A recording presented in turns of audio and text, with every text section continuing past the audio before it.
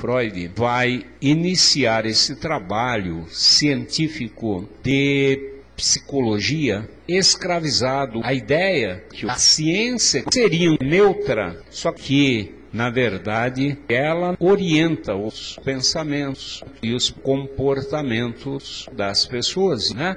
Ele era médico, neurologista, com toda a cobrança materialista sobre ele. Ele vai formular os seus modelos teóricos, as suas hipóteses de observação do que ele tinha, e ele se vê diante dos instintos.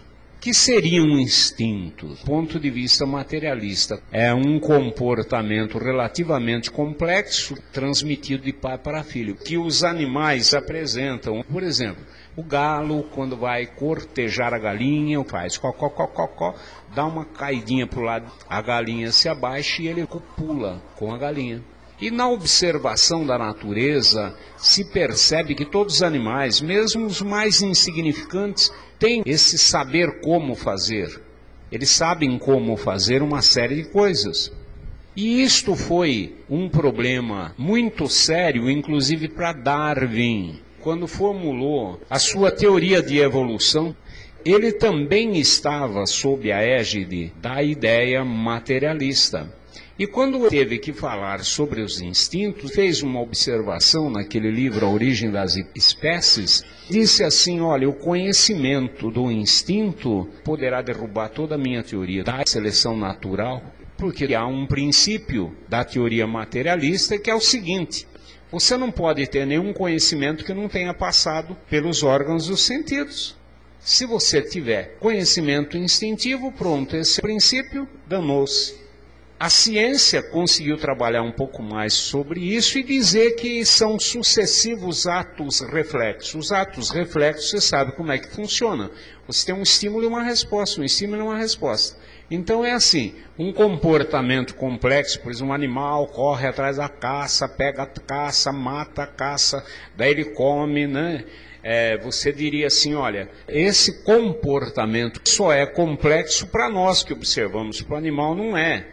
Lembram do modelo primário de ação? Você tem uma excitação, fome, o que faz? Sai procurar. O quê? Não sei muito bem, vai ser alguma coisa para comer, né? Aí vê um animalzinho, ele tem uma outra excitação, que faz ele abaixar e se esconder. Aí ele vai andando assim, bem escondido. Teria um cheiro mais forte, que serve de estímulo, e ele passa a correr atrás do bicho. A corrida desperta a vontade de matar, ele mata o bicho. Vendo o animal morto, isso desperta o reflexo do leopardo de arrastar aquilo lá e levar para o alto da árvore. Lá no alto da árvore ele tem o reflexo de comer. Aí ele come. E assim por diante, entenderam? Ao ter então um pedaço de carne na boca, ele mastiga e engole, correto? São arcos reflexos, os simples que vão se somando. O leopardo tem um jeito especial, ele corre atrás da presa e no pescoço, mata logo, que não pode ficar esperneando, que ele pode se machucar.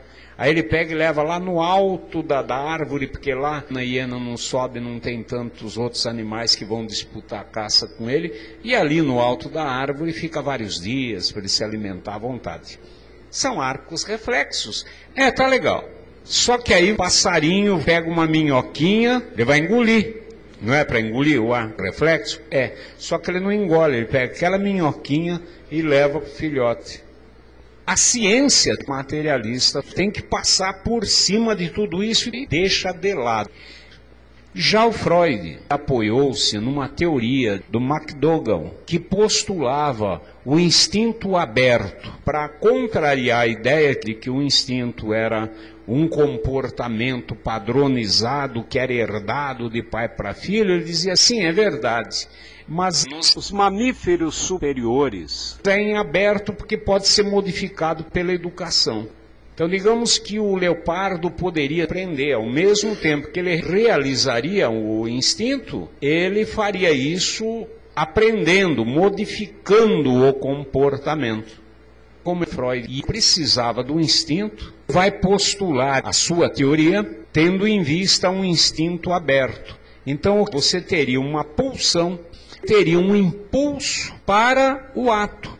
E a possibilidade de aprendizagem levava à sublimação. Ou seja, o comportamento animal poderia ir se transformando até se tornar socialmente aceitável.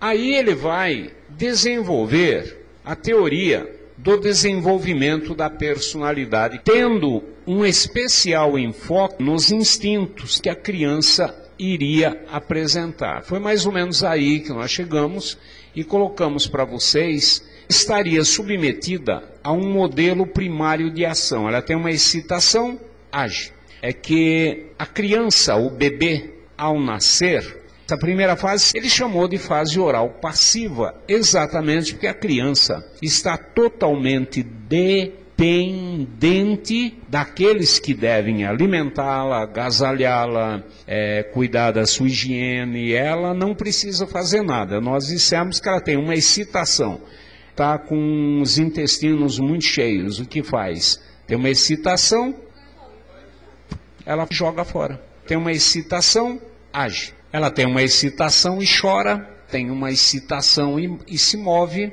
São arcos reflexos. E o Freud vai dizer que o bebê é um perverso polimorfo. Perverso polimorfo significa o seguinte: do ponto de vista da sensibilidade, a criança tem o corpo todo erotizado, da figura de Eros, sensível ao toque, ao afago erótico, no sentido de que ela sente o prazer no corpo todo. Daí porque perverso polimorfo, a excitação dele é em todo o corpo. Depois, no desenvolvimento, que ele vai focalizar, centralizar em algumas partes. De qualquer maneira, Freud vai postular que a zona mais erógena é a boca, e tinha que ser a boca parte mais sensível no processo da sucção. A criança se moveria para mamar pelo modelo primário de ação, que a criança tem uma excitação, suga. Nós falamos na aula passada, se você colocar o dedo ali, ela chupa. Pode não resolver o problema dela de alimentação, mas resolve o problema da excitação. Então aí nós vamos pegar uma ideia que vai ser muito importante nos nossos estudos, do para que serve um comportamento. Muitas vezes o comportamento que a gente emite não tem função nenhuma fora de nós. Você tem um problema e você emite uma ação. Esta ação não resolve, muitas vezes agrava o problema. Mas é um funcionamento em círculo. O infantil tem uma excitação, se comporta. Não importa que seja torta. O que importa é que você dê uma volta. Essa volta é que com o comportamento você resolve uma excitação. Você fica satisfeito ou satisfeita com o ato. O problema pode continuar e pode se agravar. Para você não importa, desde que você emita uma ação e essa ação satisfaça você. É o modelo primário da ação infantil, é uma ação irracional, que do ponto de vista psicomotor, para a criança era muito importante que ela tivesse. Se supõe que na fase oral passiva, que a criança não tem uma noção indiferenciada de autonomia física, ela não se sentiria enquanto individualidade. Então, num primeiro momento, a mãe, a pessoa que cuida dela, faz parte do ambiente que é ela. A criança é o ambiente, logo a mãe é a criança. Porque não há capacidade de verificar a diferenciação dos objetos e de si mesma. Então, a suposição é de que ela tem uma excitação, ela sente fome, essa fome obriga o choro, ela chora e logo aparece a mãe dando de mamar. É como se fosse um funcionamento de si mesmo. Ela é tudo. No primeiro momento, então, a criança identifica-se com o universo ao seu redor. Ela é o universo. Entretanto, nessa relação com o ambiente, algumas decepções e algumas lições fazem com que ela vá tendo um pouco de diferenciação ao ponto de começar a se sentir um indivíduo. É quando ocorre a primeira identificação, ou seja, identificação significa eu sou a mãe é eu. Eu sou a mãe é eu. É a mesma situação anterior com o universo. Só que agora já, mamãe aparece assim como minha mão. Eu faço um esforço, a mão vem diante dos meus olhos. Eu choro, a mãe aparece.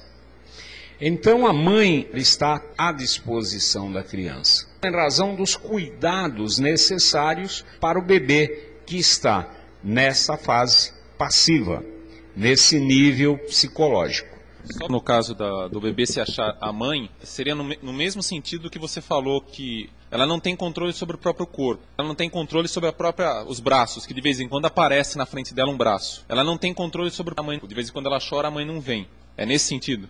No mesmo sentido, e essa aprendizagem não se dá apenas em relação à mãe. Há todo um contexto de objetos que aparecem na frente dela e que desaparecem. O bebê vai aprendendo e estabelecendo uma diferenciação entre as coisas. E essas experiências vão permitindo que ela vá estabelecendo separações. Nós estamos vendo o desenvolvimento da personalidade. O desenvolvimento da inteligência nós vamos abordar depois, porque esse foi um estudo que foi feito em separado. Eu não vejo como separar, mas a ciência é assim. Então, nós temos aí um Jean Piaget, que fez um estudo do desenvolvimento da inteligência, e temos o Freud, que fez um estudo do desenvolvimento afetivo emocional. Então, quando nós falamos de personalidade, eu dei as definições falando da fixação das emoções em situações memorizadas e tal, etc. É a vida afetiva que fornece o desenvolvimento da personalidade. E essas questões de identificação e tudo mais são vistas do ponto de vista afetivo. Digamos, o Piaget vai falar da experimentação que a criança faz quando ela pega um objeto e larga e joga longe. Ele diz que a criança está experimentando, está aprendendo o que acontece com o objeto, observando, aprendendo ruídos, como é que o objeto faz ruído. Enquanto o Piaget vai dizer que através da boca a criança aprendia, o Freud vai dizer que a criança, através da boca, tinha prazer. Que a zona erógena, sendo a boca, que é a zona mais sensível, a criança começa a aplicar essa boca em tudo quanto é lugar para obter prazer. E ao nascer os dentinhos, ela começaria a morder o bico do seio da mãe, primeiro porque ela teria prazer, que seria a situação dela ter uma excitação na gengiva pelo nascimento dos dentes, e ter que esfregar a gengiva em algum lugar enquanto a resposta, e ao querer esfregar, como já tinha lá um pedacinho de dente, a mãe, ai, não faça isso comigo. O que a gente sempre considerava o seguinte, que se há um reforçamento da criança em provocar sofrimento na mãe, que a criança poderia ter desenvolvido um certo sadismo sexual. Então, a ideia vai para a sexualidade, porque nós estamos falando de prazer. Mas por que a criança aprenderia isso com a mãe? Não é absurdo? Não, não é absurdo. É muito importante que se entenda isso.